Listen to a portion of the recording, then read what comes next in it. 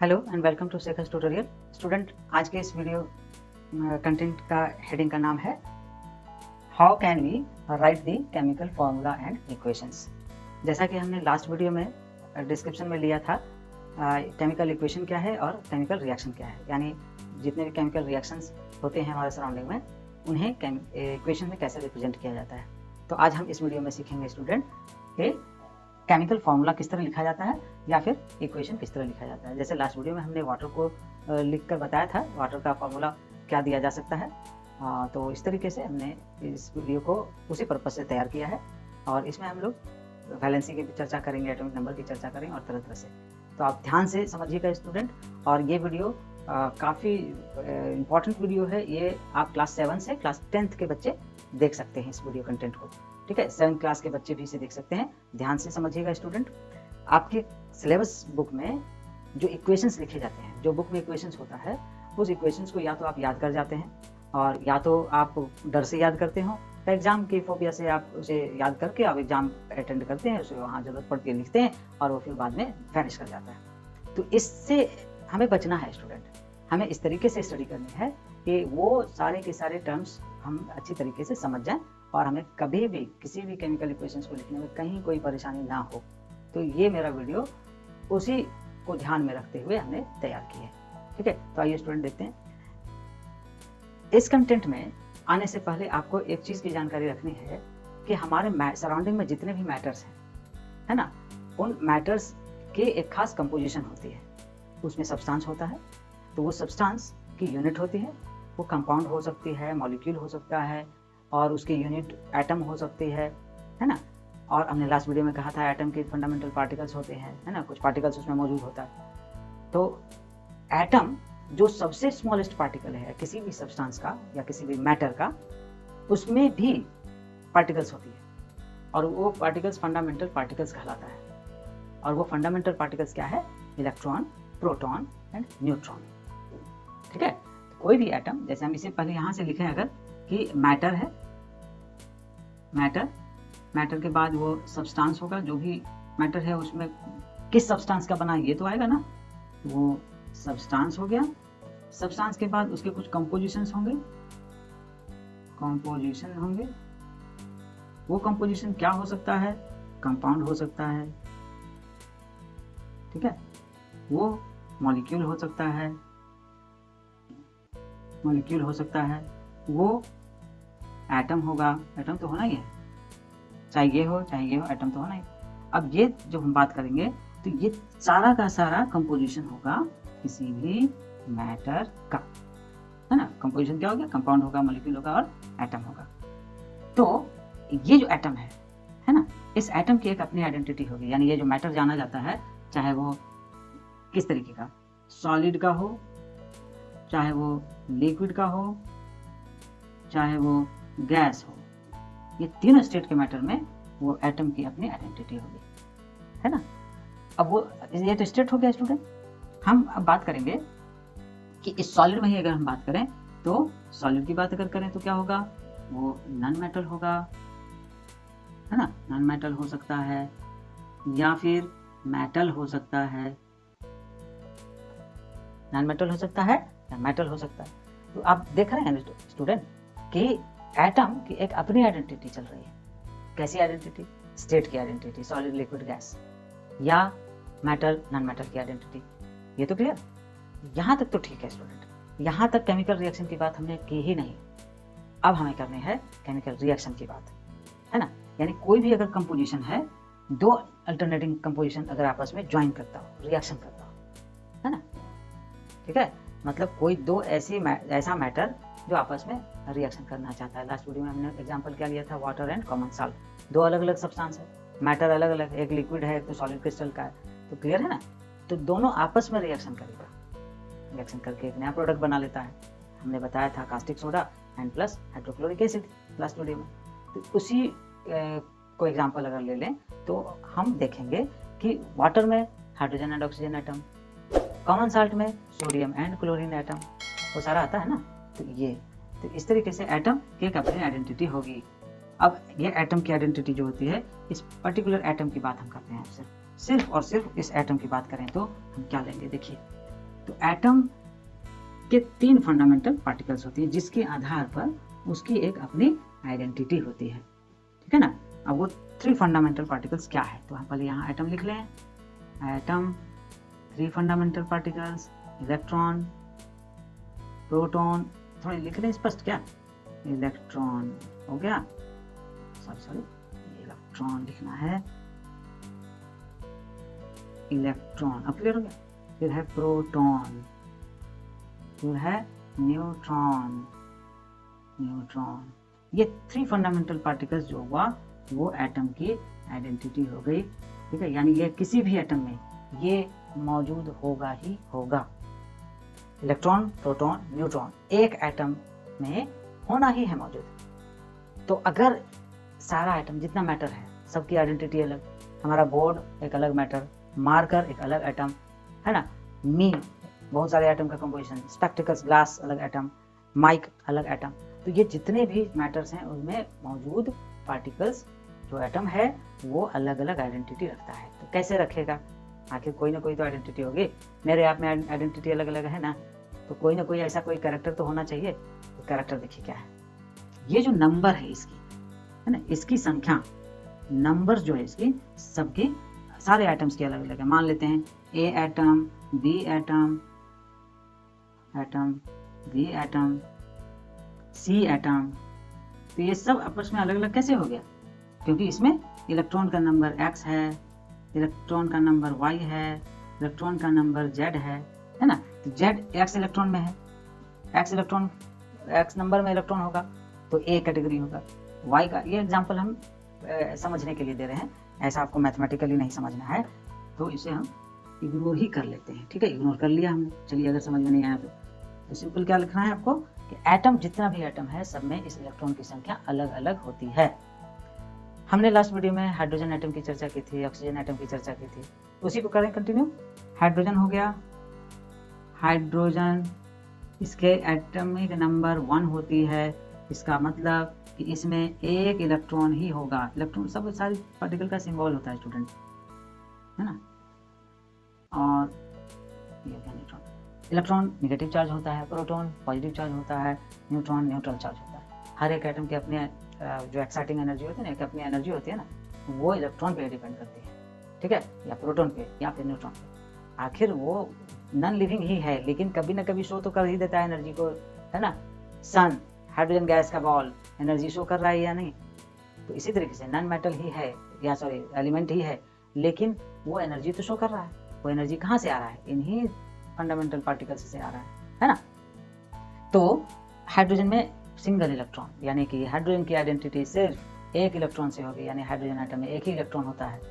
Hydrogen के बाद हम लिथियम ले लेते हैं, लिथियम मेटल है, इसका एटॉमिक नंबर 3 होता है, इसका मतलब 3 इलेक्ट्रॉन है इसमें।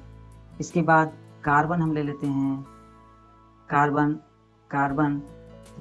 जो होता है वो 6 एटॉमिक नंबर होता है, मतलब 6 उसका इलेक्ट्रॉन होता है।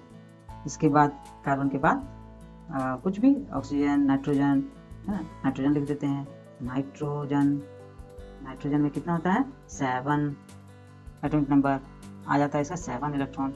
ये तो हम अरेंज कर दिए स्टूडेंट, है ना। ये हो गया किसी एलिमेंट की आइडेंटिटी।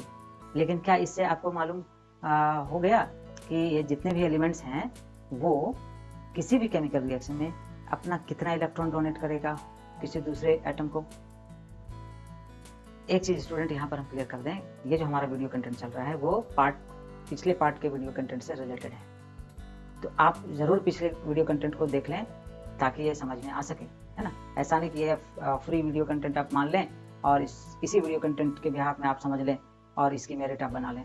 तो ये रिक्वेस्ट है आपसे स्टूडेंट कि एक सिंगल वीडियो से मेरिट नहीं बनाएं, आप इस वीडियो कंटेंट से रिलेटेड जो प्रीवियसली वीडियो डाला गया है उसे जरूर देख लें, है ना। तो आपको लिंक मिल जाएगा, सीक्वेंस मिल जाएगा कि हाँ ये वीडियो उस वीडियो का पार्ट है।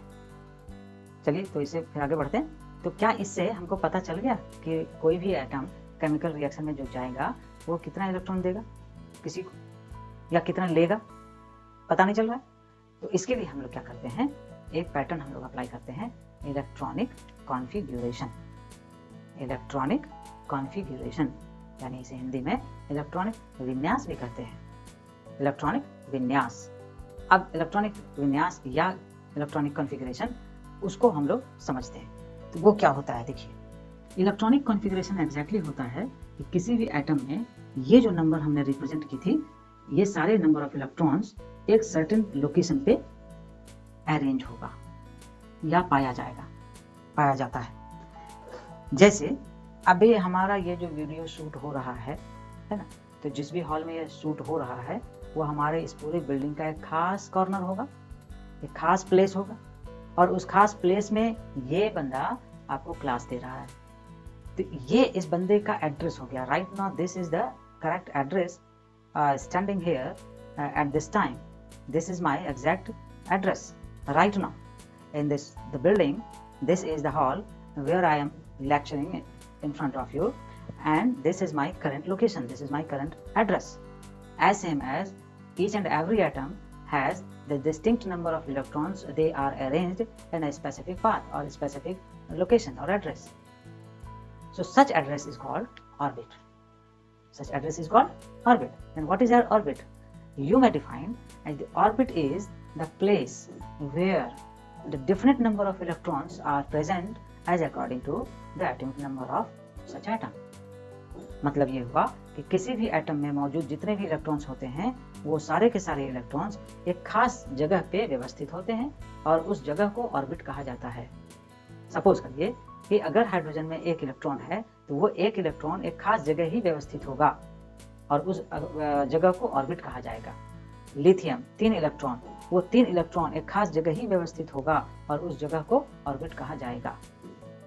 ठीक है, तो अब तक जितने भी स्टडी की गई, साइंटिस्ट ने जितने भी स्टडी की है उसके आधार पर फंडामेंटली आपके सिलेबस के अकॉर्डिंग अगर डील करें तो 4 ऑर्बिट उनके अनुसार बताए गए मुख्यतः।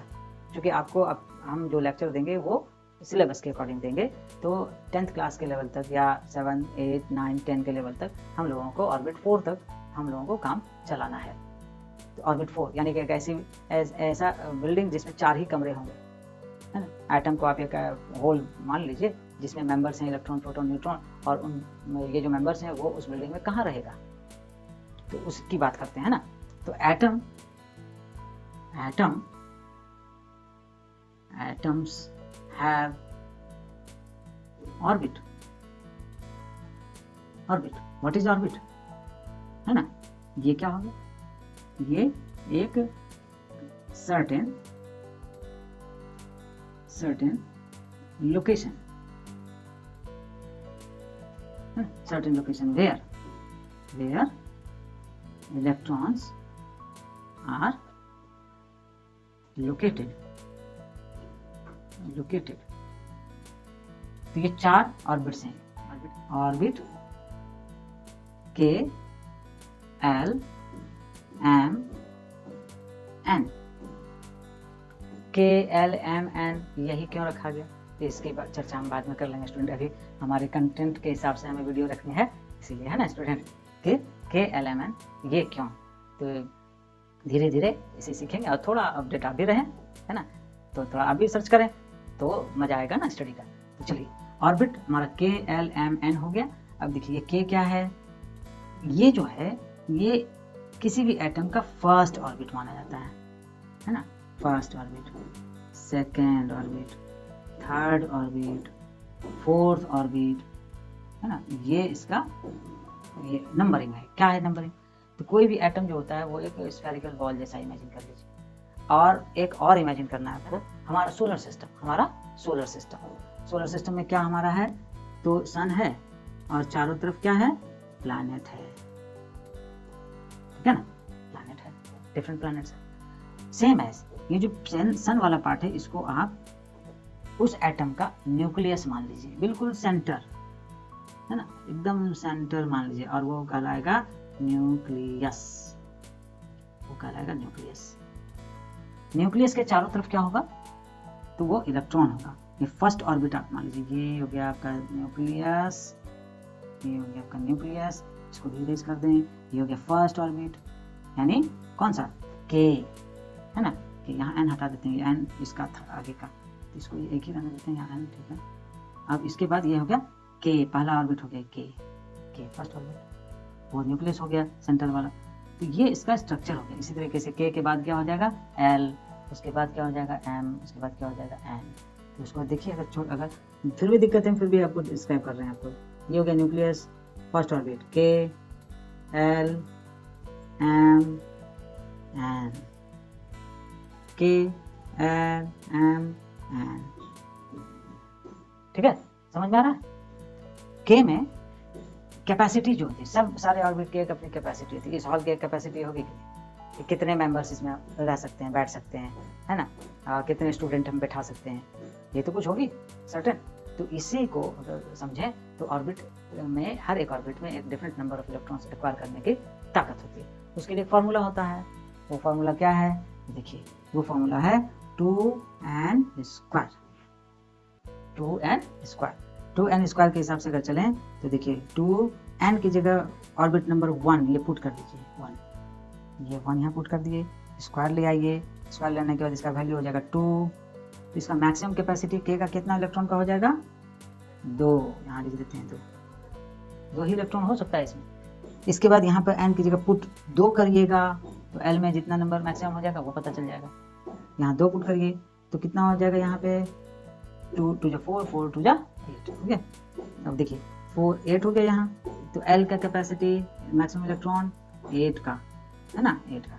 इसके बाद n यानी थर्ड नंबर यहाँ 3 पुट करिए, 3 3 जा 9, 9 2 जा 18, 18 आ गया यहाँ पे, 18 इलेक्ट्रॉन का कैपेसिटी हो गया।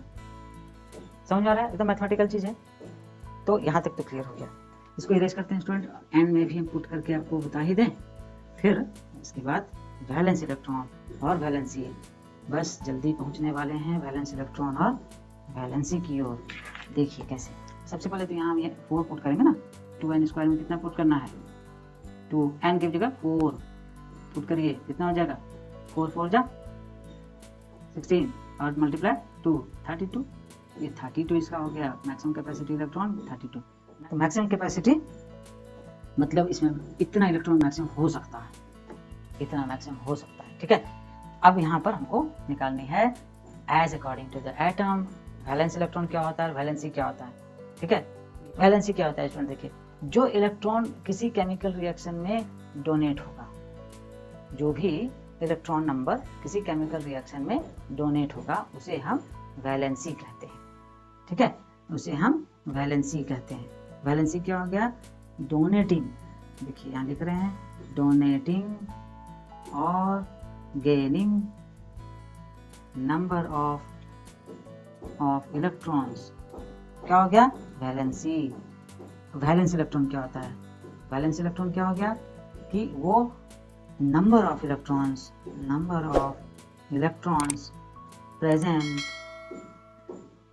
present in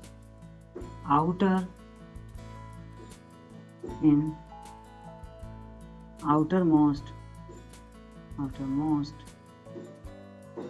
orbit of the atom। एकदम क्लियर है? वैलेंसी क्या हो गया? जब भी कोई केमिकल रिएक्शन करेगा एटम, तो वो कितना इलेक्ट्रॉन डोनेट करेगा और गेन करेगा। वैलेंस इलेक्ट्रॉन क्या हो गया कि जब आप कॉन्फ़िगरेशन करिएगा, यानी जो इलेक्ट्रॉन अरेंज करिएगा एटॉमिक नंबर के आधार पर किसी भी एटम का, जैसे ऑक्सीजन का एटॉमिक नंबर 8 होता है, तो उस 8 इलेक्ट्रॉन को हम इस ऑर्बिट में कैसे डिस्ट्रीब्यूट करेंगे, है ना। तो अलग अलग कमरे में ले जाएंगे, अलग अलग ऑर्बिट में ले जाएंगे।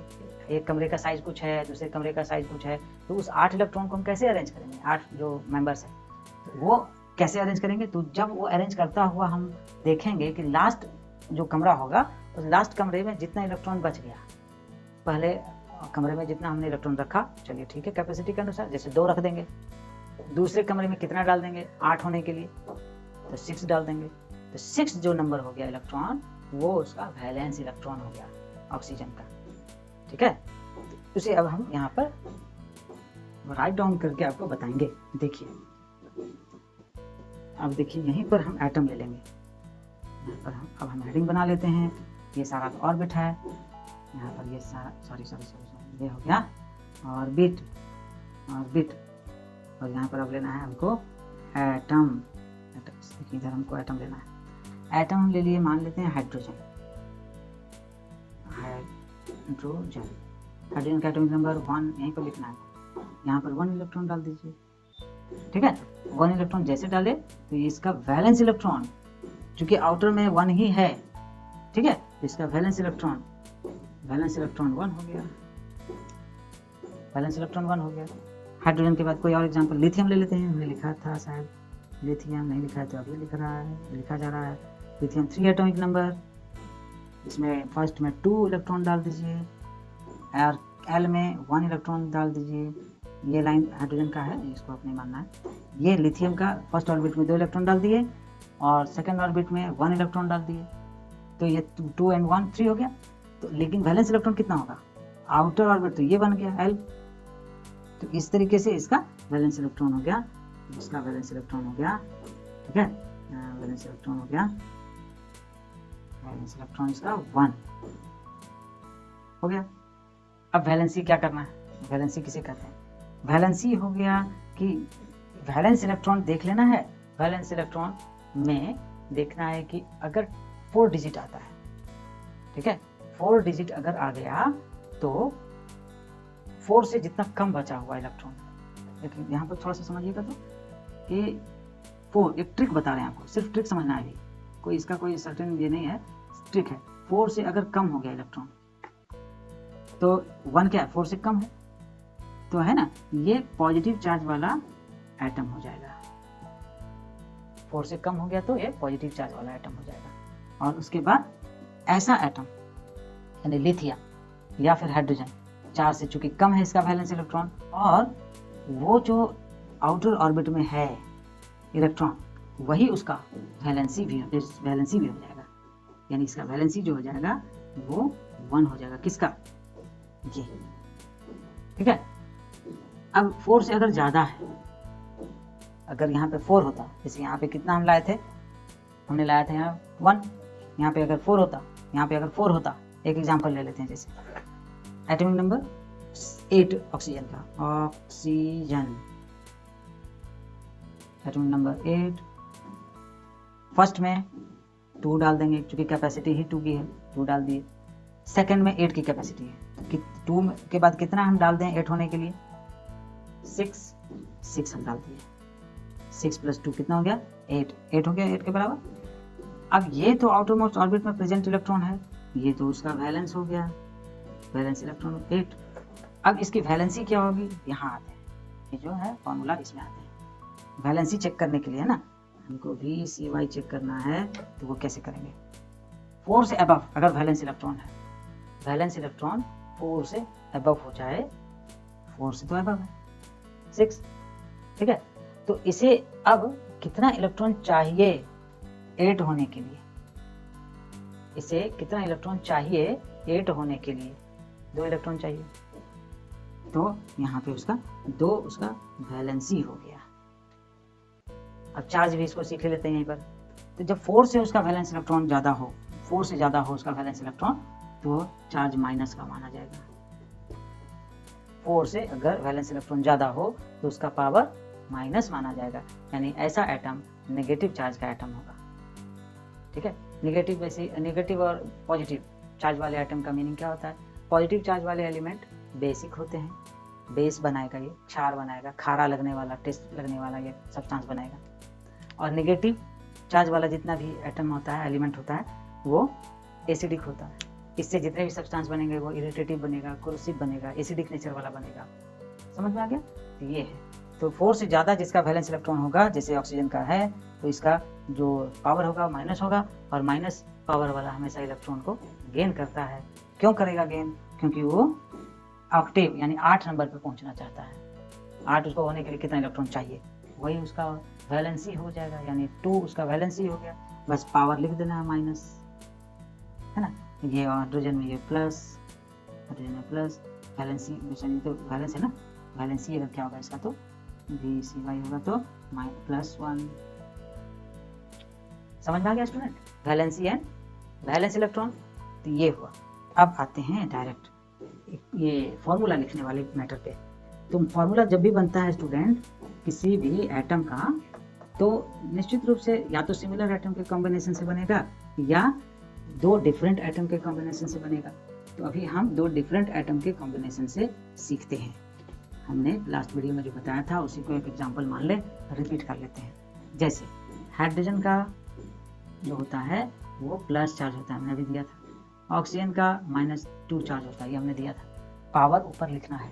इसके बाद दोनों आपस में रिएक्शन करेगा, प्लस मान लीजिए, तो दोनों जब रिएक्शन करेगा तो ये वाला 2 हमने बताया था यहाँ लिखना है। पहले H और O लिख लीजिए, ये वो 2 यहाँ लिख लेना है और ये 1 यहाँ लिख लेना है। तो 1 वैल्यू इंक्रीज करना नहीं है, इसलिए O ही रह जाएगा, इसीलिए H2O फॉर्मूला हो जाएगा इसका। यानी हाइड्रोजन और ऑक्सीजन आपस में रिएक्शन करेगा तो क्या हो जाएगा, H2O। ठीक है। उसी तरीके से अगर हम ले लें सोडियम का है ना, सोडियम यानी सिंबल Na, क्लोरीन यानी सिंबल Cl, सोडियम का एटॉमिक नंबर 11। इसका अगर हम कॉन्फ़िगरेशन करेंगे तो पहले ऑर्बिट में 2, दूसरे ऑर्बिट में 8, तीसरे ऑर्बिट में 1। ठीक है, पहले ऑर्बिट में 2, K में 2, L में 8 और M में 1 इलेक्ट्रॉन आ जाएगा। तो ये 1 आउटर मोस्ट ऑर्बिट का हो गया, यही इसका वैलेंस भी हो गया और यही इसका वैलेंसी भी हो गया। 1 और 1 चार्ज इसका 4 से कम है, पॉजिटिव चार्ज हो जाएगा। अब आते हैं इसमें क्लोरीन का, तो देखिए 2 इसका 17 होता है। ठीक है, 17 होता है, इसे प्रैक्टिस कर लीजिएगा घर में और उसी पैटर्न पे जो हमने कॉन्फ़िगरेशन वाला चीज बताया उसी पैटर्न पे। तो 2 हो गया, फिर 2 8 हो गया, फिर यहाँ पे कितना हो जाएगा 7, 10 and plus 7 17। इसका वैलेंस कितना हो जाएगा, देखिए आउटर मोस्ट ऑर्बिट में 7 है तो वैलेंस इसका 7 हो गया। वैलेंसी इसका कितना हो जाएगा, 1 हो जाएगा और माइनस चार्ज हो जाएगा। क्यों, क्योंकि 4 से ज़्यादा है। तो ये आपको याद रखना है, ये और इसका ये दोनों, एक पॉजिटिव एक नेगेटिव। तो जब ये रिएक्शन करेगा पॉजिटिव नेगेटिव करता है। सोडियम ऊपर में 1 प्लस, क्लोरीन 1 माइनस और रिएक्शन करेगा तो ये 1 इस कॉर्नर पे आएगा और ये 1 इस कॉर्नर पे आ जाएगा। तो इसका फॉर्मूला हो जाएगा NaCl। इस तरीके से स्टूडेंट फॉर्मूला बनाया जाता है किसी भी कंपाउंड का, कोई भी सब्सटेंस जैसे कॉमन साल्ट, तो फॉर्मूला हम जानते हैं NaCl। कैसे हुआ NaCl, ये हुआ क्लियर है ना। इसी तरीके से बहुत सारा कंपाउंड आप प्रैक्टिस कर सकते हैं, तो प्रैक्टिस कर लीजिएगा स्टूडेंट। ये वीडियो इस वीडियो में हमने ये सिखाया कि केमिकल फॉर्मूला कैसे लिखा जाता है। अब इक्वेशन कैसे लिखा जाता है ना। इक्वेशन में भी हम देख लेते हैं। इक्वेशन में चलिए भाई, एक लास्ट पार्ट बच गया इक्वेशन का। तो इक्वेशन में क्या करना है, हम इसी को एग्जांपल ले लेते हैं, वाटर और कॉमन सॉल्ट इक्वेशन। देखिए अगर आपको कोई दे रहा है सिंपल जैसे लिखकर स्केलेटल इक्वेशन दे रहा हो, तो वाटर प्लस कॉमन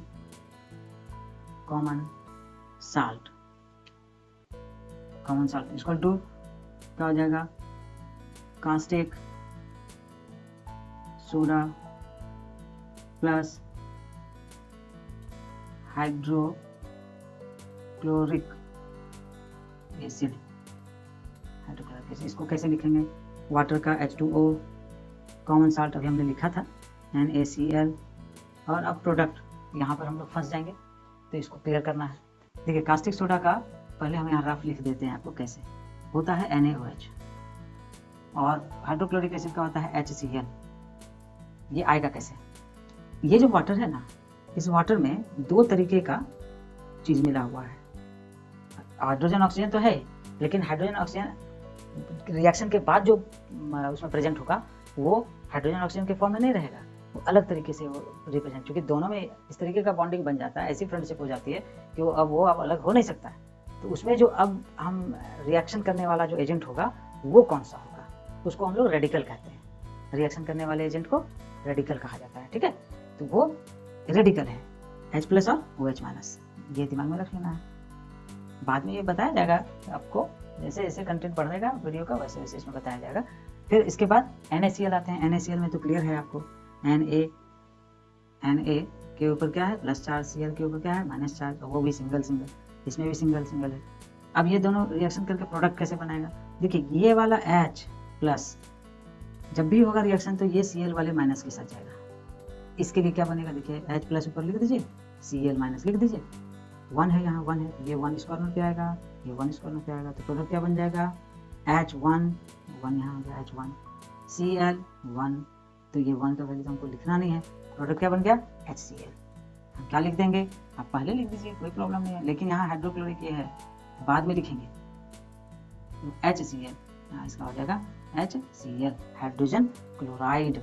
इसको हम हाइड्रोजन क्लोराइड भी कहेंगे, हाइड्रोजन क्लोराइड, ठीक है, हाइड्रोजन क्लोराइड।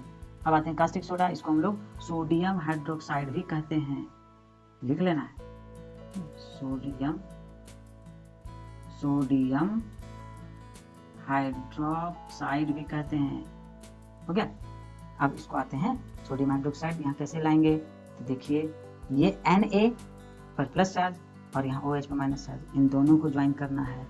फॉर्मूला चूंकि हम यहाँ लिख दिए थे आपको पहले ही, तो यहाँ पर Na पर 1 प्लस चार्ज, OH पे 1 माइनस चार्ज, 1 है, ये 1 इधर आ जाएगा, Na पर 1 लिख देना है, OH लिख लीजिए, और OH का 1 आएगा तो OH पे ब्रैकेट मार करके तब 1 लिखिए, ब्रैकेट चढ़ाइए, फिर आप 1 लिखिए।